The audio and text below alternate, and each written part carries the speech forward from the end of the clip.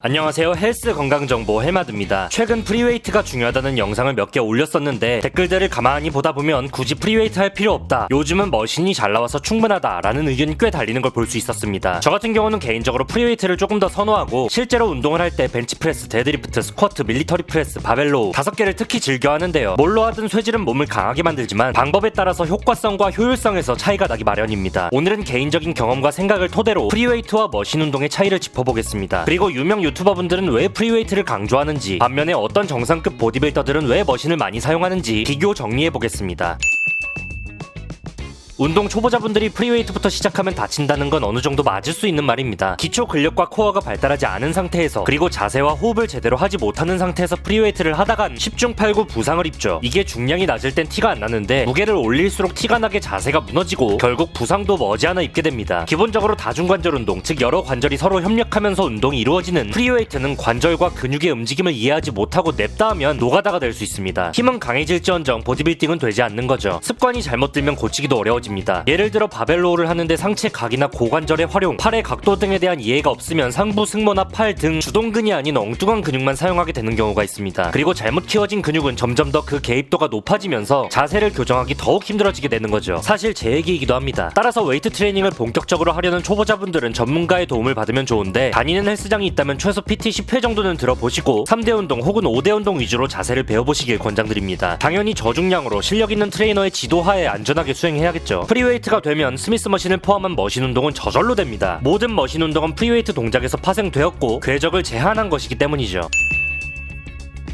맞는 말이긴 합니다. 머신의 경우 앞서 말씀드렸다시피 움직임의 궤적이 어느 정도 제한됨으로써 원하는 목표 근육에 타격을 주기 쉽게 만들어져 있습니다. 그렇기에 근육의 고립과 자극에는 유리한 측면이 있죠. 다만 머신에 의존하게 되면 주변 근육, 즉 협응근의 활동이 현저하게 적어지면서 균형 있는 신체의 발달에서는 한 걸음 멀어지게 됩니다. 예를 들어 스쿼트와 헥스쿼트를 비교해봅시다. 헥스쿼트의 경우 머신의 상체를 기대기 때문에 척추기립근이나 복근 등 코어의 개입이 현저히 줄어듭니다. 또한 고관절의 굴곡도 머신이 도와주기에 엉덩이 근육의 개입이 줄어들고 대퇴 쪽에 자극을 몰아주죠. 운동 초기에는 보디빌딩에 적합한 몸을 만드는 게 우선입니다. 따라서 프리웨이트로 전신의 기초 근육을 기르고 코어와 균형감과 근육과 관절의 협응 능력을 키우는 것이 좋은데, 초반부터 너무 머신에 의존하게 되면 특정 근육의 고립과 자극은 잘 될 수 있을지언정 다른 요소들은 균형 있게 발달하기 어려워질 수 있습니다. 약점 부위를 보완할 목적이거나 자극 느끼기가 곤란한 경우는 머신이 좋지만 전적으로 의존해서는 안 된다는 뜻입니다.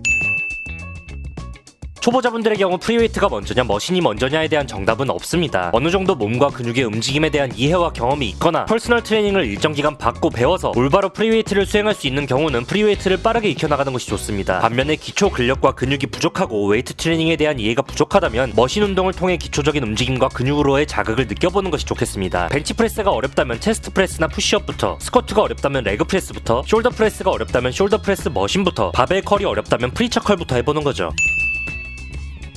좋은 머신은 많이 나와있지만 옆 동네 헬스장에도 있는 건 아니죠. 더불어 특정 헬스장 머신에 익숙해졌는데 이사를 가서 옮기게 되거나 상황에 따라 못 다니게 되면 혼자 운동하기도 어려워집니다. 올림피아급 보디빌더들이 머신 운동하는 것 보고 따라하시는 분들이 많은데, 정상급 보디빌더들은 그만큼 근신경계가 발달하고 머신의 제한된 가동 범위 내에서도 특정 근육의 자극을 효과적으로 몰아줄 수 있기 때문에 가능한 겁니다. 레벨우가 다르다는 거죠. 그전엔 5대 운동, 즉 벤치프레스, 데드리프트, 스쿼트, 풀업, 밀리터리 프레스 이 5가지만 잘해도 충분합니다. 사실 이 5가지도 수준급으로 잘하기란 정말 어렵죠. 애매한 루틴, 어설픈 분할, 머신 기웃거리면서 이것저것 할 바에야 5대 운동만 잘하게 돼도 몸은 이미 좋아져 있을 겁니다. 이런 식으로 준비하시면 보디빌딩을 하기 위한 몸이 급속도로 빠르게 준비되게 될 겁니다. 좋은 정보 하나 드리고 영상 마무리하겠습니다. 마이프로틴에서 10월 19일인 오늘부터 이틀간 타임 세일을 진행한다고 합니다. 더보기나 고정 댓글란 링크로 들어가셔서 주문서에 H마드 할인 쿠폰 입력 시 기본 할인율에 더해 최대 80% 가까이 할인이 됩니다. 저는 이번 할인 기간 동안 총 3가지 제품을 추가로 구매할 건데요. 임팩트 웨이 프로틴, 임팩트 웨이 아이솔레이트, 그리고 클리어 웨이 아이솔레이트입니다. 뭐가 뭔지 모르시겠죠? 임팩트 웨이 프로틴은 가장 기본이 되는 농축 유청 단백질, 즉 WPC 제품인데 모든 필수 아미노산을 포함한 제품입니다. 1회 제공량인 한 스쿱당 칼로리는 103, 단백질은 21, 지방은 1.9가 들어있습니다. 그리고 임팩트 웨이 아이솔레이트는 단백질 함량을 더욱 높이고 지방 함량을 낮춘 제품을 말하는데, 임팩트 웨이 프로틴보다는 가격이 비쌉니다. 1회 제공량당 칼로리는 93, 단백질은 23, 지방은 0.1이 들어있습니다. 개인적으로는 가격차가 꽤 나기도 하고 다이어트를 하고 있지는 않기 때문에 메인을 임팩트 웨이 프로틴으로 가져갑니다. 가면서 서브로 하루 칼로리 섭취가 높을 때 임팩트웨이 아이솔레이트를 섭취해주는 편입니다. 마지막으로 클리어웨이 아이솔레이트인데 기존의 보충제와는 식감이 아예 다릅니다. 주스 마시고요. 목 넘김이 아주 좋죠. 1회 제공량당 칼로리는 84, 단백질은 20, 지방은 0.1입니다. 영양 성분이 일반 보충제에 비해 부족하지 않으면서도 칼로리는 더 낮아서 라이트한 느낌으로 드시기에는 최적의 선택이 아닐까 싶네요. 경제적 여유가 되신다면 이번 할인 기간에 꼭 한번 드셔보시길 추천드리겠습니다. 오늘 영상 내용 유익하셨다면 구독, 좋아요, 알림 설정 부탁드리고요. 헬마더 구독자 여러분, 오늘도 뜨끈하는 하루 되시기 바랍니다.